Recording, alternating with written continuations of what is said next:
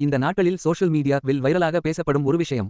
சிவகாசியில் உள்ள ஐய நாடார் ஜானகி அம்மாள் கல்லூரி ஐ சுற்றி ஒரு பெரிய சர்ச்சை எழுந்துள்ளது.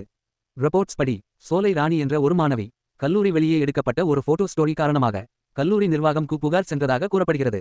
அந்த ஸ்கிரீன்ஷாட் அலுவலகம் இல் வேலை பார்க்கும் மணிமாறன் சென்றது. அதன் பிறகு அதிபர் முன்னோக்கி செய்யப்பட்டதாகவும் கூறப்படுகிறது. முறையான விசாரணை இல்லாமலே அந்த மாணவியும் அவளது அம்மாவும் அவமதிக்கப்பட்டதாக சிலர் சமூக ஊடகங்கள் வில் குற்றச்சாட்டு வைக்கிறார்கள்.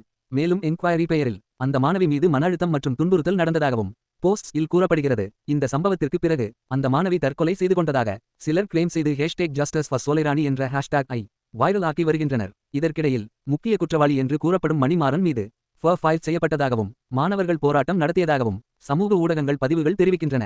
நோட்: இந்த தகவல்கள் அனைத்தும் சோஷியல் மீடியாவில் பரவும் கிளைம்ஸ் மட்டுமே.